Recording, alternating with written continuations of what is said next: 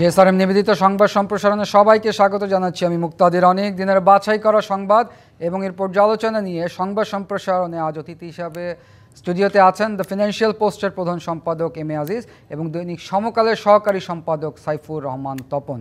জগন্নাথ বিশ্ববিদ্যালয়, ঢাকা বিশ্ববিদ্যালয়ে মোটামুটি উত্তাল অবস্থা দেখতে পাচ্ছি। তাদের জগন্নাথ বিশ্ববিদ্যালয় 3 দফা দাবিতে অবরোধ করেছে কাকরাইল, লং মার্চ করতে চেয়েছিল যমুনার উদ্দেশ্যে এবং ঢাকা বিশ্ববিদ্যালয়ের এক ছাত্রকে হত্যা করার দায়ে আন্দোলন চলছে ছাত্রদলের। আবার পরিস্থিতি একটু উত্তপ্ত। ধন্যবাদ আপনাকে। আমার কাছে যেটা মনে হচ্ছে, এই যে ঘটনাগুলো, আপনি তো এখানে জগন্নাথ এবং ঢাকা বিশ্ববিদ্যালয়ের কথা বললেন, আপনি তার আগে খুলনার যে বিজ্ঞান ও প্রযুক্তি বিশ্ববিদ্যালয়ের অচল অবস্থা কিন্তু এখনো কাটেনি এবং বরিশাল বিশ্ববিদ্যালয়ের ভিসিকে অপসারণ করা হলো একদম গতকালকে সম্ভবত এই ঘটনাটা ঘটলো। তো ফলে এই যে ঘটনাগুলো, এই যে অস্থিরতা এবং আবার এই নার্সদের আন্দোলনের সন্ধ্যায় সম্ভবত মানে উঠলো সেটা, এবং লেগেই আছে, এই সমস্ত বিষয় লেগেই আছে। এগুলো হলো মানে রোগের লক্ষণ, এগুলো উপসর্গ, এগুলো রোগ না।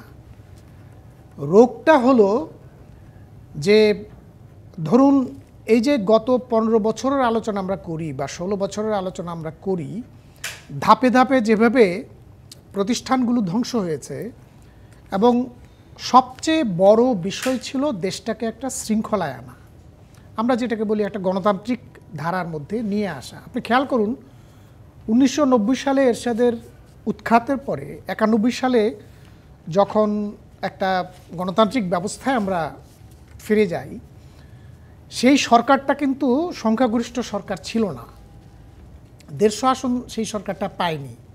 কিন্তু সেই সরকারের সময়ে দেশের মধ্যে যতটুকু শৃঙ্খলা ছিল, আন্দোলন হয়েছে, বিরোধী দল নানা কারণে আন্দোলন করেছে, কিন্তু যতটুকু শৃঙ্খলা ছিল, এবং আপনি যদি তুলনা করেন অর্থনীতির বিকাশের অর্থে এবং অন্যান্য ক্ষেত্রেও, সেটা কিন্তু আপনি সামরিক শাসন কিংবা ওই যে বিশৃঙ্খলার কথা বললাম তার সাথে তুল্য হতে পারে না।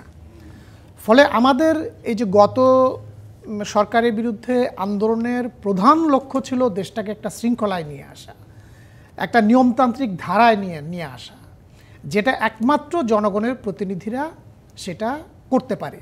সেই প্রতিনিধিরা যত দুর্বলই হোক, অর্থাৎ ব্যক্তি হিসেবে তারা যত দুর্বলই হোক, ব্যক্তি হিসেবে হয়তো আজকে যারা আছেন তারা মানে আপাত দৃষ্টিতে অনেক সামর্থ্যবান হতে পারেন, অনেক জ্ঞানীগুণী হতে পারেন, অনেক ইন্টারন্যাশনালি কানেক্টেড হতে পারেন, কিন্তু জনগণের কাছে, আপামর জনগণ, আমি শুধু শিক্ষিত মধ্যবিত্তের কথা বলছি না, আপামর জনগণের কাছে তাদের গ্রহণযোগ্যতা খুবই সীমিত। ঢাকা শহরের বাইরে তাদের বিচরণ নাই বললেই চলে সেটা। তো ফলে আমি যেটা বললাম, রোগটা হলো এই যে একটা অগণতান্ত্রিক ব্যবস্থার মধ্যে আমরা আছি, এর ফলেই কিন্তু এই নানা দিক থেকে এই ধরনের অস্থিরতাগুলো আমরা দেখতে পাচ্ছি। কোথাও কোনো শৃঙ্খলা প্রতিষ্ঠা করা যাচ্ছে না, যে যতই বক্তব্য দিক না কেন সেটা। ফলে ওই রোগকে অ্যাড্রেস করতে হবে, এটাই হলো আমার মূল কথা। ধন্যবাদ সাইফুর রহমান তপন। এম এ আজিজ, যেমনটি সাইফুর রহমান তপন বলছিলেন, এই আন্দোলনগুলো নিয়ে যে এগুলো রোগের লক্ষণ, রোগের উপসর্গ। ধন্যবাদ অনেক আপনাকে, তপন দাকে ধন্যবাদ। ব্যাপারটা হলো যে উনি ঠিকই বলেছেন, জ্বর কিন্তু রোগ না, জ্বর অন্য রোগের উপসর্গ। আমাদের দেশে এখন যতগুলি আন্দোলন হচ্ছে, ঢাকা বিশ্ববিদ্যালয়, জগন্নাথ বিশ্ববিদ্যালয়, খুলনা, বরিশাল, নার্স, সব ছাত্র, অর্থাৎ এই যে আমি বললাম যে এই যে ছাত্রদের যে মনোজগতে পরিবর্তন হয়েছে, বিপ্লব বলি, অভ্যুত্থান বলি, তার ভিতর দিয়ে সাথে সাথে তাদেরকে যে একটা শৃঙ্খলার মধ্যে অথবা নিয়ন্ত্রণের মধ্যে আনা যেত, সেটা আমরা করি নাই। এখন দেখেন সারা বাংলাদেশ এখন আন্দোলনের নগরী হয়েছে এবং আন্দোলনটা করতেছে ছাত্ররা। হ্যাঁ, তো এইভাবে যদি চলে, প্রত্যেকটা ব্যবস্থাই এমন হয়ে গেছে। দেখেন ওই আন্দোলনের পরে কিছুদিন মব জাস্টিস নামে সংস্কৃতি চালু হয়েছিল, এটাও কিন্তু বড় আকারের সব মব জাস্টিস বলা যায়, কারণ প্রেশার দিয়ে আদায় করা। দেখেন গণজাগরণ মঞ্চ হয়েছিল 2013 সালের 5 জানুয়ারি। তখন কিন্তু এটা সরকারের পৃষ্ঠপোষকতায় কিন্তু এটা হয়েছে। ওখানে বাথরুম পর্যন্ত দেওয়া হয়েছে, খাবার সাপ্লাই দেওয়া হয়েছে, সব নিরাপত্তা সব দেওয়া হয়েছে। এটা কি একটা আইন বদলানো হয়েছে। কাদের মোল্লার যাবজ্জীবন হয়েছিল, ওই আন্দোলন করে প্রেশার দিয়ে সরকারকে প্রেশার দেওয়ানো হয়েছে যে তোমরা প্রেশার দাও, আমি করে দেবো। তারপরে ওটা আপিল করার সুযোগ হলো, তার ফাঁসি হলো। ঠিক আপনি দেখেন এই গত 11 তারিখে যেটা আন্দোলন হলো,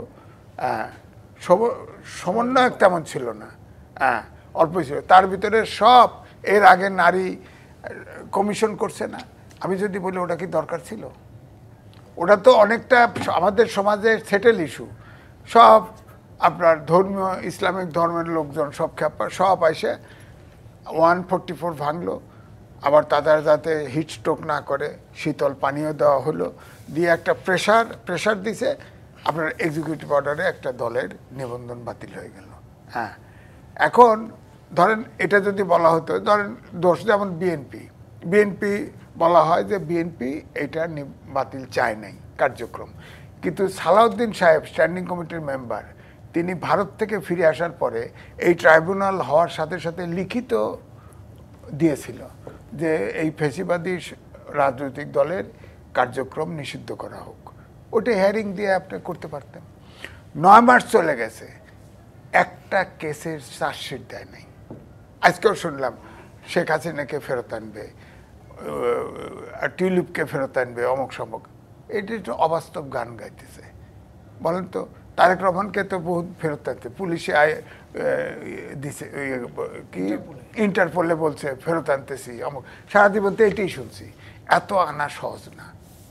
আমাদের বন্ধু মিলন চুক্তি আছে, সেখানে একটা কথা আছে, যদি যে দেশে কেউ আপনার অবস্থান নেয়, সেখানে যদি তার ওই রাষ্ট্র মনে করে যে তাকে ইচ্ছাকৃত রাজনৈতিকভাবে হয়রানি করা হচ্ছে, তাহলে তিনি নাও দিতে পারেন এই বন্ধু মিলনের চুক্তি। কিন্তু আমরা তো বন্ধু মিলনে অনুপ চেটিয়াকে ফেরত দিছি না, আমরা জেএমবির লোকরে আনছি তো, আইনে তো আপনার জেএমবির লোককে খরচ করে দিয়েছি তো, এগুলি করছি তো। তো এখন ধরেন ভারতের সাথে যে টানাপোড়েন আছে, সেটা যতক্ষণ পর্যন্ত চলবে ততদিন পর্যন্ত আমার মনে হয় না যে আপনি তাকে ফেরত আনা যাবে। যাই হোক, সেটা ইস্যু না, ইস্যু হচ্ছে আন্দোলন। এখন ধরেন আজকে প্রধান উপদেষ্টা বলেছেন ছাত্ররা ঠিক করবে তাদের ভবিষ্যৎ কোন পৃথিবী চায়, কেমন দেশ চায়। বলেন তো, এটা তো বক্তৃতা শুনতে ভালো, ছাত্র কি ঠিক করবে? ছাত্ররা ঠিক করলে তাহলে মুরব্বীরা শিক্ষকরা কেন? ছাত্ররা যদি ঠিক করবে, এই যে ছাত্ররা, উনি তো সব মন্ত্রণালয়ে একটা করে ছাত্র বসায় দিছে, দেওয়ার পরে তো এই 52 সাল থেকে প্রত্যেক মুভমেন্টের ছাত্ররা আপনার নেতৃত্ব দিছে। এত বিতর্কিত হয় নাই, এখন বিতর্কিত হচ্ছে। এই ছাত্রদের তবু আমি তাকে ধন্যবাদ জানাই। অন্তত পক্ষে এই ছাত্ররা ক্লাস 8-9 থেকে শুরু করে ইউনিভার্সিটি ছাত্র পর্যন্ত সরকার চালানো ব্যস্ত, লেখাপড়ার মনোযোগ একবারও বলে নাই। অন্তত উনি বলছেন ওরা ঠিক করে, অর্থাৎ চিন্তা করার সুযোগ দিচ্ছে আর কি। তো এই জন্যই আমি বলছি যে দেশটা কিন্তু ঠিক মতো চলছে না। আপনি এক খবরে পড়লেন না যে আপনার বাজার ব্যবস্থা, ডলারের দাম আপনার মার্কেট রেটের উপরে ছেড়ে দিছে। আপনার আইএমএফের সাথে কতদিন বার্গেনিং হলো, হ্যাঁ, চতুর্থ এবং পঞ্চম কিস্তি $1.3 বিলিয়ন পাচ্ছে, কিন্তু ইতিমধ্যে অনেক ভর্তুকি তুলে দিছে এবং শেষে আবার ডলার ছেড়ে দিছে। আপনার ইয়েন ভিত্তিক লোন নিছে $7.5 বিলিয়ন, এইটা $12 বিলিয়ন হয়ে গেছে। হ্যাঁ, আপনার কোনো ওয়ার্ল্ড ব্যাংক আপনার ফোরকাস্ট করছে 3.3 জিডিপি গ্রোথ হবে, অর্থাৎ এই বাংলাদেশের সবচাইতে কম। আবার 26 সালে উন্নয়নশীল দেশে যাচ্ছি, তখন জিএসপি সুবিধা পাবেন না, লোন টোনের সব টাকা বেড়ে যাবে। আবার এদিকে করিডোর দিচ্ছি, আবার শুনলাম যে ডিপ সি পোর্টও দিচ্ছি। দেশটা তো কই যেতেছে আমি তো, আমার হিসেবে কুলাচ্ছে না, আমি তো বুঝতেছি না। আবার নির্বাচনের কোনো লক্ষণ নেই। হ্যাঁ, তো এখন দেশটা কোথায় যাবে? 26 সালে তো আমি এই হিসাবে যদি চলে দুর্ভিক্ষ হবে তো। 1974 সালে দুর্ভিক্ষ দেখেছি তো, এরকম একটা দুর্ভিক্ষর দিকে আমরা যাচ্ছি তো। তো অথচ আমার বক্তব্য হচ্ছে যে দেশটার যে একটা স্থিতিশীলতা নিয়ন্ত্রণ না হ্যাঁ, আজকে ধরেন জগন্নাথ বিশ্ববিদ্যালয়ে আপনার টিয়ার গ্যাস মারছে ইত্যাদি ইত্যাদি, সাউন্ড গ্রেনেড করে নিয়ন্ত্রণ করছে আর কি। তাদের দাবি যে আমরা তো আমাদের উপর ইচ্ছা করে এই করছে সেই করছে। হ্যাঁ, ঢাকা বিশ্ববিদ্যালয়ের এক ছাত্র আপনার রাত্রে 11:30 12টার সময় আপনার পার্কে রয়েছে, আর এক মোটরসাইকেলের সাথে গুতা লাগছে, আর এক গ্রুপ এসে ছুরিকাঘাত করছে, তর্ক বিতর্ক হয়েছে। এখন এটার পলিটিক্যাল কালার। আপনি একটা প্রশ্ন করি, বলেন। আপনি বলছেন দেশ কোথায় যাচ্ছে আপনি বুঝতে পারছেন না। গত 15 বছরে যে আমরা একটা ফ্যাসিস্ট রিজিমকে দেখেছিলাম, সেই রিজিমের চেয়ে কি বেটার চলছে কি চলছে না? এটা ফ্যাসিস্ট আমরা আইডেন্টিফাই করতে পেরেছি। হোসেন মোহাম্মদ এরশাদ অটোক্রেট ছিল, স্বৈরাচার ছিল, যার ফলে প্রেস ক্লাবে একদিনও তার জীবনে আসতে পারে নাই। সে বলছে যে কাবা শরীফে যেতে পারি। তখন আপনারা এক ছিলেন এম এ আজিজ? হ্যাঁ, আমি বাংলাদেশ ফেডারেল সাংবাদিক ইউনিয়ন এক ছিল, তখন সাংবাদিকরা এক নাই। আমার কথা হলো ফ্যাসিস্ট আমরা জানতাম যে গণতন্ত্রের আবরণে ফ্যাসিস্ট সরকার ছিল। আমরা বুঝতে পারছি আপনার নির্যাতন, গুম, খুন, আয়নাঘর এগুলো ছিল। তখন তো শত্রু চিনতে পারছি, মোকাবেলা করতে সময় লাগছে। হ্যাঁ, এটা মানলাম, কিন্তু এখন তো এই সরকারকে চিনতেই পারছি না। এটা কি শত্রু চিনতে পারছিলেন? হ্যাঁ, ফ্যাসিস্ট চিনতে পারছি। যেমন আমি টকশোতে আসছি, লাস্ট ডে পর্যন্ত আসছি, আমাকে তো অনেক ধমক দেওয়া হয়েছে, অনেক রকম করা হয়েছে। আমি বলছি না, মারি ফেললেও সমস্যা নাই, বয়স হয়ে গেছে, সমস্যা নাই, আপনার জেলখানায় দেন তাও সমস্যা নাই, খালি অত্যাচার করেন না, এইটুকু রক্ষা করেন। অত্যাচার করলে আমি যেটা বলছি আমি বলছি যে ফ্যাসিস্ট সরকারকে চিনতে পারতাম, তার ভিতরে মানুষ জীবন দিয়েছে, আন্দোলন করেছে, শেষ পর্যন্ত সে পালিয়ে গেছে। কিন্তু এই সরকারকে তো চিনতে পারতেছি না। এই সরকারের 1/3 হচ্ছে সরকার এবং সরকারের সহযোগী 1/3 হচ্ছে বিদেশি নাগরিক, তারা দেশ চালাচ্ছে। এখানে তো আমি এই জন্য এটার নাম দিছি আন্তর্জাতিক সরকার। হ্যাঁ, টপ টু বটম আপনি দেখেন। বিদেশি নাগরিক তো 15 বছরে আমরা পার্লামেন্টের এমপিও দেখছি, এটা চুরি করিয়াছিল। আমাদের যে সংবিধান এক্সিস্ট করে তার 66 অনুচ্ছেদে আছে, বিদেশি নাগরিক দ্বৈত নাগরিক হলে সে কোনো সরকারি ব্যবস্থাপনার মধ্যে থাকতে পারবে না। কিন্তু ছিল তো, ওই যে বিচারপতি মানিক ছিল, উনি তো দ্বৈত নাগরিক, তার ব্রিটেনে বাড়ি ঘর ছিল, এরকম ছিল, কিন্তু ওগুলো চুরি করেছিল। হ্যাঁ, কিন্তু এখন তো দেখা যায় যে সব ডাকে ডেকে বিদেশিদের নিয়ে আসা হচ্ছে, ডাকে ডেকে নিয়ে এসে সব এক্সপার্ট বাংলাদেশে নাই, বিদেশি হলেই খুব যোগ্য। বিদেশে বাংলাদেশি লোক বিদেশে কাজ করে, সে এক্সপার্ট হয়ে গেছে, তার আইডিয়া দেশ রক্ত দিয়ে স্বাধীন হয়েছে, আমেরিকান নাগরিক সংবিধান সংশোধন করে দিবে, সেটা আমাকে মানতে হবে। এটা কোন কথা? মেসেজটা কি? আমরা সংবিধান করতে পারি না? আমাদের এখানে এক্সপোর্ট নাই। আপনি দেখেন, আমি নাম বলতেছি না, এখানে আপনি খেয়াল করে দেখেন কতগুলা সহযোগী, কতগুলো লোক বিদেশি নাগরিক, আপনার দেশের লোক মানে। উনি আন্তর্জাতিক চিফ অ্যাডভাইজার, তো আন্তর্জাতিক ব্যক্তি, উনি বিদেশ দেখলেই পাগল, বিদেশ ছাড়া উনি যোগ্য লোক মনে করেন না। হ্যাঁ, তো দেশটা তো চালাতেছে বিদেশিরা, এই জন্য করিডোর দেন না, গোপনে গোপনে দিয়ে দিতেছে, কেউ জানে না। আমরা একটা বিরতির সময় হয়েছে, বিরতি থেকে ফিরে এসে আমরা আলোচনা করব। প্রিয় দর্শক, সংবাদ সম্প্রসারণে একটি বিরতির সময় হয়েছে, সঙ্গেই থাকুন। বিরতির পর আবারও স্বাগত JSRM নিবেদিত সংবাদ সম্প্রসারণে। আমাদের সাথে স্টুডিওতে আছেন দ্য ফিনান্সিয়াল পোস্টের প্রধান সম্পাদক এম এ আজিজ এবং দৈনিক সমকালের সহকারী সম্পাদক সাইফুর রহমান তপন।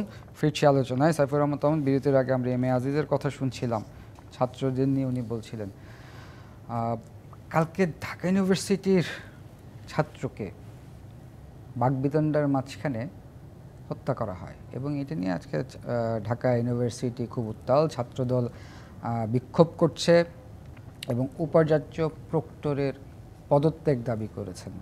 আপনি কালকে ঢাকা ইউনিভার্সিটির ভিসির একটা ভিডিও দেখতে পেয়েছেন কিনা? হ্যাঁ, আমার কাছে এটা খুব অস্বাভাবিক লেগেছে ওনার এই আচরণটা। কারণ ওনার সম্পর্কে আমরা যা জানি বা যা জেনেছি বা দেখেছিও গত 8-9 মাসে, ওনার অনেক আচরণ আমরা দেখেছি। ধরুন, ছাত্ররা মানে রাত 2টার সময় 3টার সময় এক ধরনের আনরেস্ট তৈরি করেছে আজিমপুরে, উনি ছুটে গিয়েছেন, খুব ঠান্ডা মাথায় ওদেরকে ম্যানেজ করেছেন। কিন্তু গতকালকের যে ঘটনা এবং ওনার যে ভাষা, ওনার যে শারীরিক ভঙ্গি, এটা একেবারেই অস্বাভাবিক একটা জিনিস। তো ওনার সম্পর্কে কিছু তথ্য আছে, কিছু পারসেপশন আছে মানুষের এবং আমাদেরও।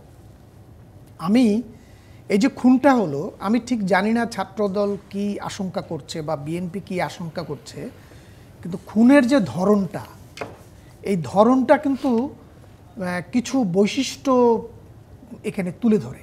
বৈশিষ্ট্যটা কি? আমরা মিডিয়াতে যেটা দেখেছি, ছুরি মেরেছে, মানে শরীরের নিম্নাঙ্গে ছুরি মেরেছে, জায়গা মতো মেরেছে, এবং যে কারণে স্পট ডেড। এখানে অন্য কিছুর আর কোনো সুযোগ ছিল না। এইটা কিন্তু যাদেরকে গ্রেফতার করা হয়েছে, এই যে ভ্যাগাবন্ড, যারা সোরার দুধ দেনে নাকি তারা নেশা করে, এই ধরনের ভ্যাগাবন্ডের পক্ষে এই ধরনের পেশাদার কাজ করা সম্ভব না। তো ফলে যারা এই খুনটা করেছে তারা খুব দক্ষ এবং দক্ষতা এই কাজটা করেছে। আর আমাদের এই মাননীয় ভিসি, তিনি যে এই ঘটনায় এতটা উত্তেজিত হলেন, ছাত্ররা, শিক্ষার্থীরা ওখানে গিয়েছে বিচার চাইতে। এবং আমি এই ঢাকা বিশ্ববিদ্যালয়ে বহু বছর, মানে আমার ক্যাম্পাস জীবন সাথে শুরু করে আমার পলিটিক্যাল লাইফ পর্যন্ত আমি বহু বছর, এক যুগের বেশি ছিলাম আমি ছাত্র করতেন। হ্যাঁ, ফলে আমি অনেক ভিসি দেখেছি। আমি সেই প্রফেসর আব্দুল মান্নান থেকে শুরু করে একদম সর্বশেষ আমি দেখেছি, ধরুন প্রফেসর আজাদ চৌধুরী পর্যন্ত আমি দেখেছি। তো আমি অনেক আন্দোলন হয়েছে, উপাচার্যকে দিনের পর দিন তালা মেরে রাখা হয়েছে, তাকে গালাগালি করা হয়েছে, কিন্তু আমি কোনো উপাচার্যকে দেখিনি কোনো দিন ছাত্রদেরকে বাবা ছাড়া কথা বলতে, ছেলেদেরকে বাবা ছাড়া কথা বলতে। মেয়েরা গেছে, আমার মনে আছে প্রফেসর এমাজউদ্দিন আমাদের বাসা ঘেরাও করেছে মেয়েরা, মৈত্রী হলের মেয়েরা। উনি শুধু রেগে একবার একটা মেয়েকে বলেছিলাম তোমার বাড়ি কোথায়, বলছে বরগুনা। তখন বরগুনা খুবই একটা মানে পশ্চাৎপদ এলাকা। বলছে ওখানে তো মানুষ ওই পানির দাবিতে গিয়েছিল, বলছে ওখানে তো মানুষ স্যালাইন ওয়াটার খায়, তো তুমি এখানে এসে এত উত্তেজিত হচ্ছ কেন আমার সাথে, আমি ব্যবস্থা করবো। এটুকুই ছিল ওনার একটু কড়া রিয়েকশান, কিন্তু উনি ব্যবস্থা করেছেন। কিন্তু উনি যে আচরণটা করলেন, আমার কাছে মনে হয়েছে উনি একটা পক্ষ, এবং যারা এই খুনের বিচার দাবি করছে বা ক্যাম্পাসের নিরাপত্তা দাবি করছে, তারা যেন ওনার প্রতিপক্ষ।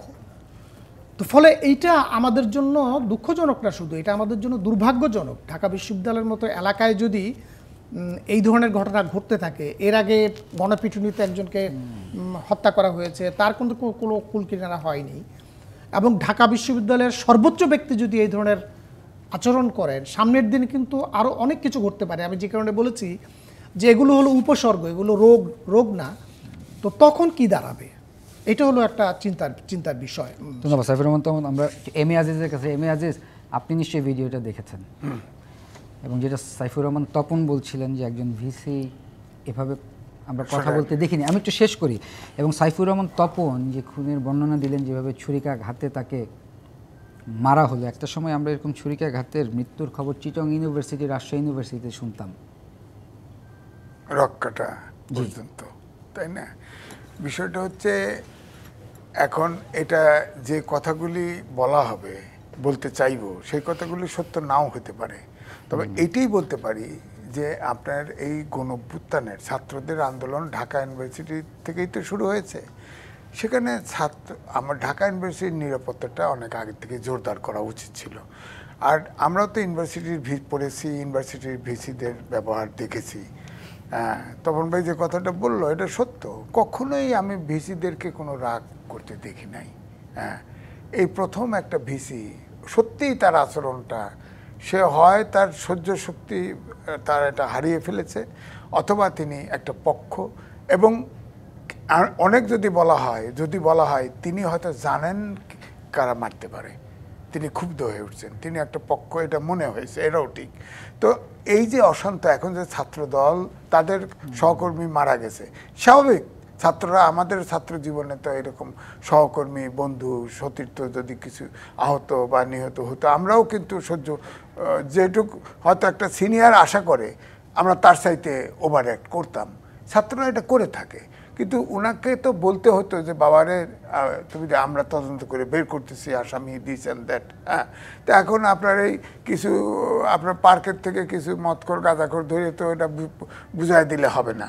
যেমন আমি এই যে এখন মনে পড়ে এই আপনার ওই যে রামপুরা রাস্তার যুগান্তর অফিসের শেষে একবার একটা মেয়ে তো ঢাকা ইউনিভার্সিটির মেয়ে তো শ্লীলতাহানি করা হলো, মারা গেল। তখন দেখা গেল ভিসি কোন ইউনিভার্সিটির স্টুডেন্ট এটা তো এখন কইতে পারবো না, চট্টগ্রাম। জি বলেন। হ্যাঁ, তো এই জন্য আমি বলছি না, আপনি যেটা ইঙ্গিত করতেছেন এই ধারণা করা হইতো, কিন্তু আমি মনে করি যে তিনি একটা সফট স্পোকেন লোক এবং ভদ্রলোক, কিন্তু হঠাৎ করে তার টেম্পার লুজ করেছে, কিন্তু তিনি ভিসি এই কথাটা তিনি ভুলে গেছেন। আমার মনে হয় অ্যাজ এ ভিসি তার ব্যবহারটা অ্যাপ্রোপ্রিয়েট হয় নাই। তবু আমি বলবো যে দেখেন সারা দেশটা অশান্ত হয়ে উঠছে, ছাত্র দলের ছেলেরা তাদের আপনার সহকর্মীকে হারিয়েছে এবং তার তদন্ত হবে না, প্রকৃত তদন্ত হবে না। এই যেমন তখন তা বললেন যে ট্রেন্ড লোক তো তাকে মেরে ফেলছে, হ্যাঁ, তা সে ছিল আরও 4-5টা মোটরসাইকেল আসছে, কেন 4-5টা একসাথে আসবে কেন? 10-12 জন ছেলে একসাথে আসছে, নিশ্চয়ই টার্গেট হতে তো পারে। এটা তো ডাউট করে আমরা জানি না, তদন্ত হয়ে এখনও জিনিসটা আবিষ্কার হয় নাই, যার ফলে বলছি না যে তারা পরিকল্পনা, কিন্তু সিমটম তো বলে। এবং ভিসি সাহেব এটার তদন্ত করবে, দোষীকে আপনার আইনের হাতে দিবে, এটাই তার প্রসেস হওয়া উচিত ছিল। তিনি কেন ক্ষিপ্র গতিতে ওটা, আচ্ছা তার বিল্ডিং তো ভিসি, ঢাকার ভিসি তো ঘেরাও করবেই। আমরা তো বেগম খালেদা জিয়া প্রধানমন্ত্রী ছিল, আমরা সাংবাদিকরা ঘেরাও করছি না ওয়েস্ট বোর্ডের জন্য, তার অফিস ঘেরাও করতে গেছি না? ছাত্ররা এটা করবে, সাংবাদিকরাও করে, সিনিয়ররাও করে, করে তো উনাকে দায়িত্বে আছেন, উনি তো এটা সহ্য করা উচিত ছিল। এবং তার কারণে এই জিনিসটা আরও অশান্ত হয়ে উঠছে এবং এটার সমাধান করা এখন ডিফিকাল্ট হবে। এরা যাই করবেন ছাত্রদল আর বিশ্বাস করবে না যে এটা প্রপার তদন্ত হয়েছে বা এই হবে, এটা ধামাচাপা দেওয়ার জন্য হচ্ছে বা দিচ্ছেন দেন। তো তাদের, আমি বলবো তাদের আচরণের কারণে তারা যে ভিসি এবং প্রক্টরের রেজিগনেশন চাইছে, ছাত্র হিসেবে এটা চাওয়াটা স্বাভাবিক। এখন উনি বুঝবেন কিভাবে এটা সমাধান করবেন। ধন্যবাদ এম এ আজিজ। আমাদের একটা বিরতির সময় আছে, প্রিয় দর্শক, জেএসআরএম নিবেদিত সংবাদ সম্প্রসারণের একটি বিরতির সময় হয়েছে, সঙ্গেই থাকুন। বিরতির পর আবারও স্বাগত জেএসআরএম নিবেদিত সংবাদ সম্প্রসারণের সাথে আছেন এম এ আজিজ এবং সাইফুর রহমান তপন। আলোচনায় ফিরছি। সাইফুর রহমান তপন, আজকে প্রধান উপদেষ্টা বলেছেন ছাত্ররাই ঠিক করবে তারা কেমন ভবিষ্যৎ চায়। সব যদি ছাত্ররা ঠিক করেন তাহলে ছাত্ররা পড়াশোনা করবেন কখন? সমস্যা তো এই জায়গার মধ্যে, মানে আমাদের যে মাননীয় প্রধান উপদেষ্টা, ওনার সম্পর্কে আমার একটা অবজারভেশন, আমি এর আগেও বলেছি যে ওনাকে আমরা খুব বেশি হলে কথার জাদুকর বলতে পারি।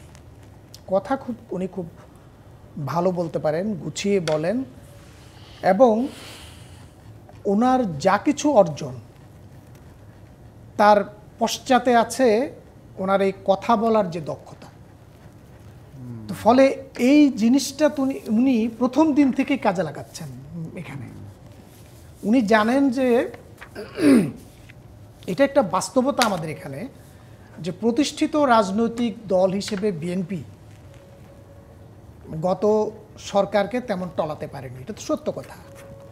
কিন্তু এখানে ধরুন এক ধরনের চেনা জানাহীন বা অচেনা কিছু ছাত্র, তারা কিন্তু এই সব রাজনৈতিক যে ফোর্সগুলো আছে সেগুলোকে একত্রিত করে ফেললো, করে তারা এখানে ভবি উল্টে দিল সেটা। তো প্রধান উপদেষ্টা তিনি ওই শক্তিটাকে চিনতে পারছেন, চিনতে পেরে উনি প্রথম দিনই বললেন যে এরা হলো আমার নিয়োগকারী, এরা যা বলবে আমি সেভাবে চলব।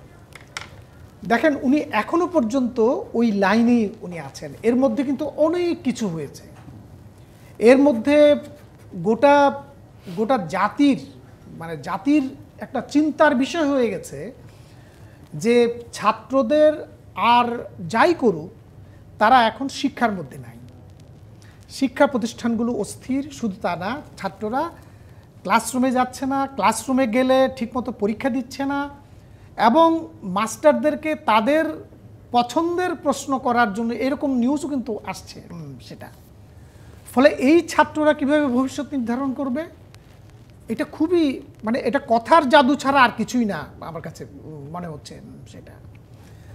কারণ এই রাষ্ট্র একটা কমপ্লেক্স জিনিস, একটা জটিল জিনিস। আমরা গত 8 মাসের বা 9 মাসের অভিজ্ঞতায় আমরা দেখতে পাচ্ছি, এই যে আজিজ ভাই বললেন যে আমাদের জিডিপি 3.3% নেমে আসছে, তো সত্য কথা সেটা। আমরা আইএমএফকে আমরা এক ধরনের বৃদ্ধাঙ্গুলি দেখাতে চাইলাম। গত মাসেও আমাদের কর্তা ব্যক্তিরা বললেন আইএমএফ থেকে আমরা প্রয়োজনে বেরিয়ে আসবো, শুধু লোন না, আমরা লোন নেব না তা না, বললো যে আমরা আইএমএফ থেকে প্রয়োজনে বেরিয়ে আসবো। এখন আবার নাকে খত দিয়ে আইএমএফের কাছে যেতে হচ্ছে তাদের সেই লোন ইনস্টলমেন্ট পাওয়ার জন্য। কেন? কারণ এখানে বিশাল ক্রাইসিস আছে, যতই তারা চিৎকার করুক যে অর্থনীতি কামব্যাক করেছে।